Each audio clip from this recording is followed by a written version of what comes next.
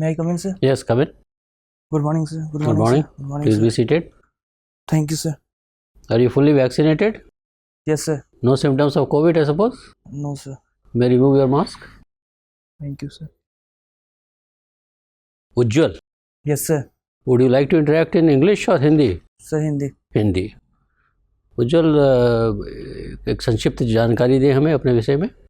मैंने अपना 10th और 12th राजकीय प्रतिभा विकास विद्यालय शालीमार बाग दिल्ली से किया है और मैंने अपना BTech Maharaja Agrasen institute of technology in electrical engineering किया है और मैंने अपना MTech Delhi technological university control and instrumentation से किया है और अभी मैं as an engineer L&T technology service में काम कर रहा हूँ मुंबई में।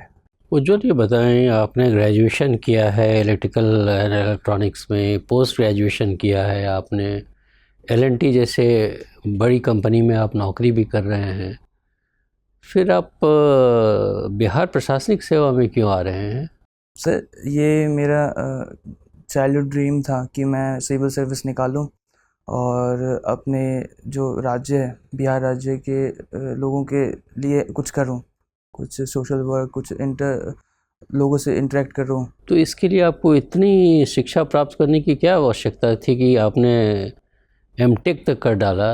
उसके बाद आप तो, अगर ये इच्छा थी बिहार प्रशासन में जाके आप सामाजिक कुछ आप कंट्रीब्यूशन कर पाएंगे, इम्पैक्ट दे पाएंगे, तो ग्रेजुएशन के बाद ही आपको जाना चाहिए था।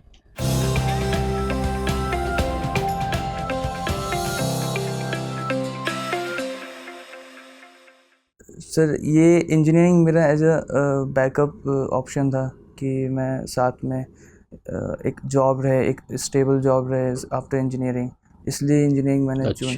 चलिए, बिहार प्रदेश पावर सेक्टर में क्या स्थान है बिहार प्रदेश का? क्या ये डेफिसिट स्टेट है? क्या ये सरप्लस स्टेट है?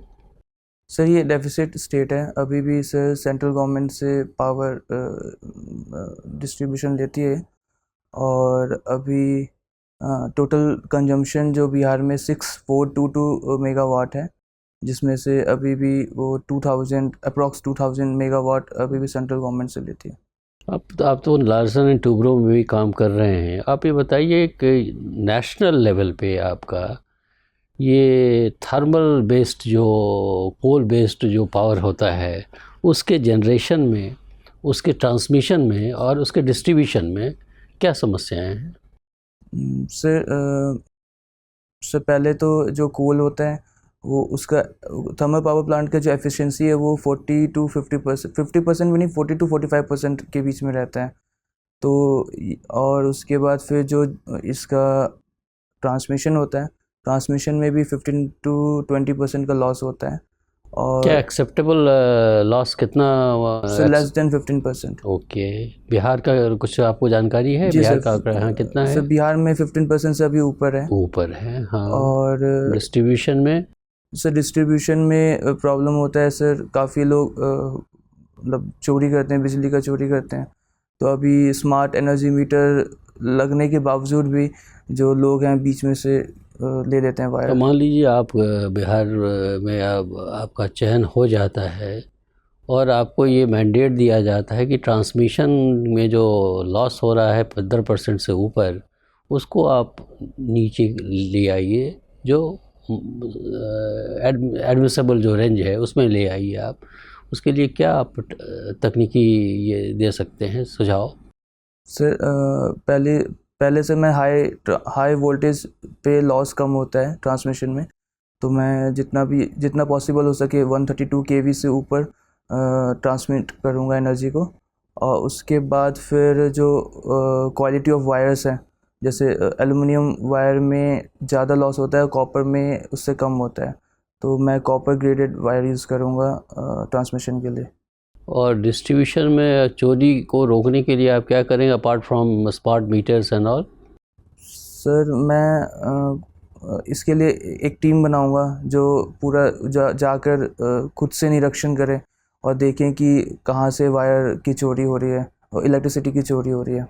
अंडरग्राउंड वायरिंग करने का कुछ फ़ायदा होता है क्या? यस सर, जैसे शहर सिटी है जहाँ पे काफ़ी पॉपुलेटेड लोग रहते हैं, तो वहाँ पे सर हम ट्रांसमिशन वायर यूज़ नहीं कर सकते, क्योंकि वो किसी के छत के ऊपर से निकलेगा तो वो थोड़ा डेंजरस हो जाता है। एटलीस्ट 1.6 मीटर का डिस्टेंस होना चाहिए, तो इसके लिए हम शहर में यूज़ करते हैं अंडरग्राउंड वायर। बहुत बहुत धन्यवाद उज्ज्वल। Thank you. उज्ज्वल, आपने काफ़ी अच्छी ऊंची शिक्षा ली है, एमटेक किया है। जी सर।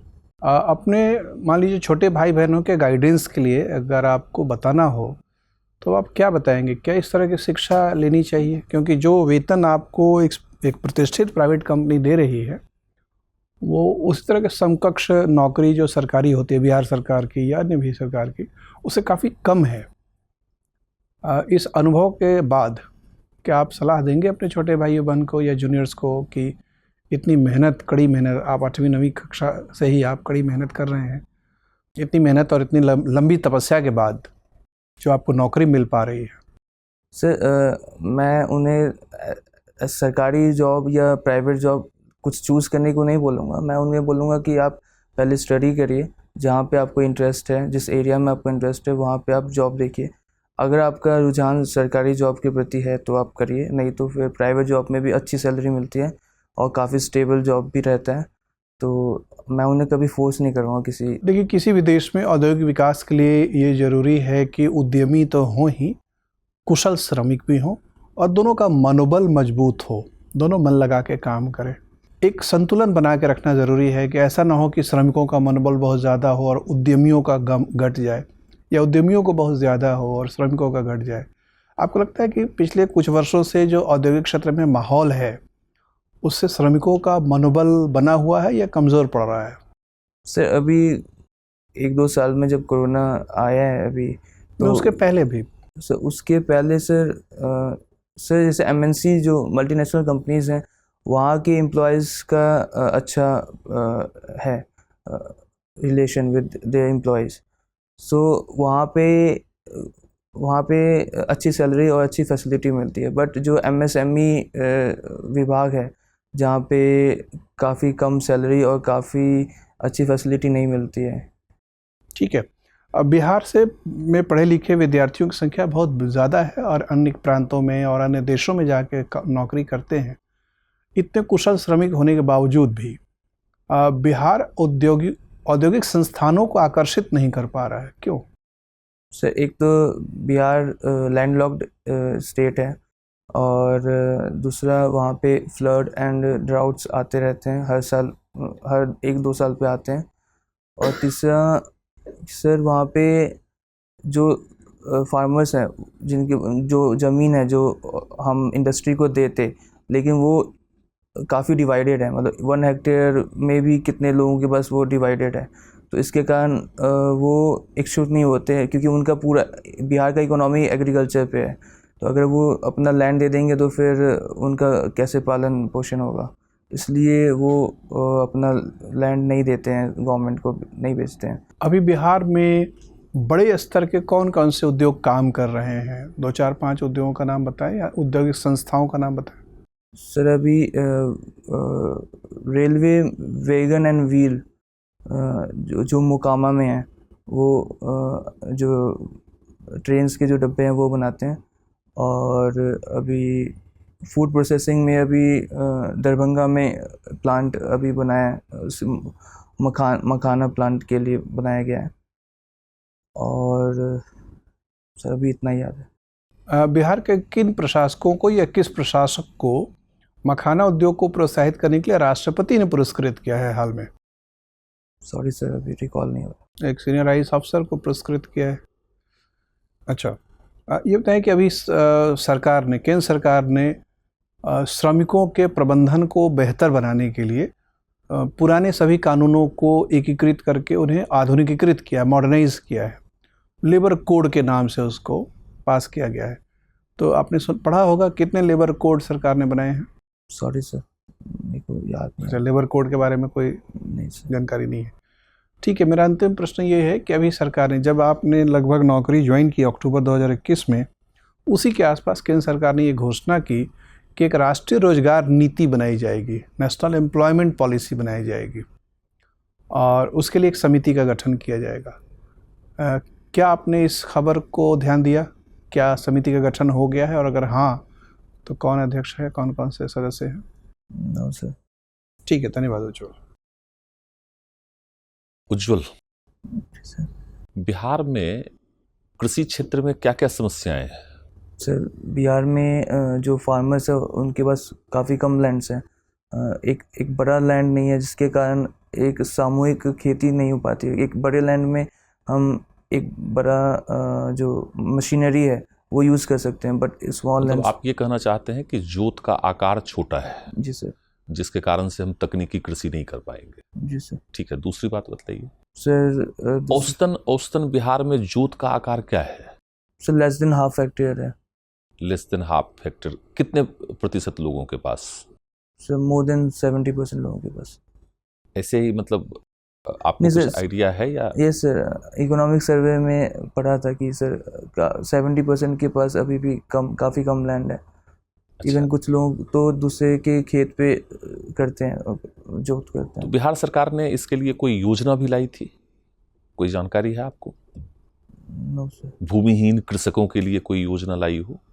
सर एक योजना था भूमि दान का, जिनके पास 1 हेक्टेयर या 2 हेक्टेयर से मुझे याद नहीं है कितना हेक्टेयर, लेकिन उस 2 हेक्टेयर से ज़्यादा अगर लैंड है तो वो अपना भूमि दान कर सकते हैं। ये तो खैर स्वैच्छिक हो गया ना। जी सर।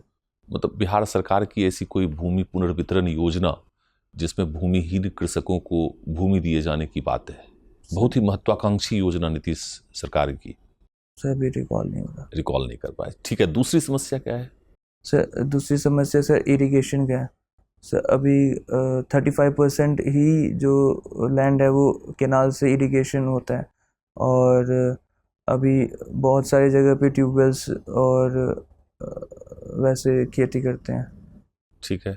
और तीसरी समस्या है, हाँ सर, जैसे जो उपज होता है उनका, तो उन्हें वो स्टोर नहीं कर पाते हैं, उन पे कोल्ड स्टोर नहीं है या कहीं किसी को दे नहीं पाते हैं।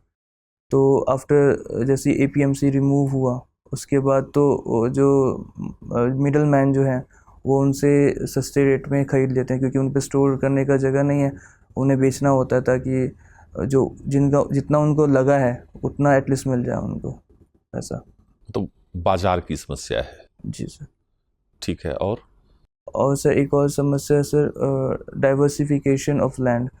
सर इसमें मतलब जो बिहार का जो इकोनॉमिक सर्वे है उसके हिसाब से 144% एग्रीकल्चर लैंड यूज़ होता है। तो मतलब एक खेत में सिर्फ 1 या 2 मैक्सिमम हम फूड ग्रेन्स का खेती करते हैं, लेकिन जो दूसरे स्टेट है जैसे हरियाणा, पंजाब, इन सब में मोर देन 3 और 4 फूड ग्रेन्स हम एक साल में। ठीक है, एक कंपैरिजन मैं और यहाँ पर आपके सामने लाना चाहूँगा कि चूँकि आप उधर बॉम्बे में काम भी करते हैं, महाराष्ट्र या साउथ इंडिया या पंजाब या हरियाणा के किसानों के विषय में हम सुनते हैं कि वो सुसाइड कमिट करते हैं, लेकिन कभी बिहार के विषय में ऐसा नहीं सुनने को मिला। जबकि आप कंपैरिजन करके कह रहे हैं कि बिहार के किसानों की समस्याएं अधिक हैं, कंपैरिजन ऑफ पंजाब, महाराष्ट्र, पंजाब, हरियाणा। ऐसा आपने देखा होगा न्यूज़ में कि वहाँ के किसान ज़्यादा सुसाइड करते हैं, लेकिन बिहार के विषय में ऐसा कभी नहीं सुना आपने। क्या कारण समझते हैं आप? से एक कारण ये हो सकता है, बिहार में BPL कार्ड होल्डर बहुत सारे हैं, लोग हैं जो मतलब उनको 35 kg अनाज हर महीने उनके परिवार को मिलता है, तो उनका पालन पोषण हो जाता होगा। और उन स्टेट्स में ऐसा उन पे BPL कार्ड नहीं होगा तो उनको। चलिए थोड़ा सा इस सूझ को चेंज करते हैं। बिहार की ऐसी 5 नदियां बतलाइए जो हिमालय में जिनका उद्गम हो और वो सीधे बिहार में इंटर करती हो और गंगा नदी में मिल जाती हो। सर घाघरा नदी, फिर बूढ़ी गंडक, गंडक नदी, फिर कोसी नदी और महानंदा नदी। सर उज्ज्वल, आपने प्रधानमंत्री उज्ज्वला योजना का नाम सुना होगा। जी सर। तो प्रधानमंत्री उज्ज्वला योजना अभी फेज़ 2 में आ गया है, 2.0। फेज़ 1.0 में जब ये योजना था बिहार में, तो क्या टारगेट रखा गया था, कितने घरों में ये मुफ्त का गैस चूल्हा दिया जाए? सॉरी सर, याद नहीं। उज्ज्वला योजना के बारे में सुना है कुछ आपने? जी सर। क्या है ये उज्ज्वला योजना? मतलब गैस और गैस सिलेंडर जो सब्सिडी में दिया जाए लोगों को, जो पूरा फैमिली है। तो उसकी कोई जानकारी नहीं है उससे आपके? सर ऐसे याद नहीं आंकड़ा। मुख्यमंत्री के 7 निश्चय में से किन्हीं 3 निश्चय का नाम बताएं हमें। सर आर्थिक हल, युवाओं को बल से पहला निश्चय, फिर दूसरा हर घर बिजली लगातार, और सर तीसरा आरक्षित रोजगार, महिलाओं का अधिकार। तो इसमें जो पहला आपने कहा उसका अभिप्राय क्या है? सर ताकि जो यंग जनरेशन है वहाँ पे बिहार में, वो अच्छे से पढ़े लिखे एम्प्लॉयमेंट ले। उसके लिए बिहार सरकार ने क्या कदम उठाए हैं? सर बिहार सरकार ने सारे बिहार यूनिवर्सिटीज़ में वाईफाई लगवाया है, और जो मतलब कम गरीब तबके से आते हैं उनको इंसेंटिव दिया है पढ़ाई के लिए। उज्ज्वल, बहुत बहुत धन्यवाद। आपका इंटरव्यू समाप्त होता है, जा सकते हैं। Thank you sir.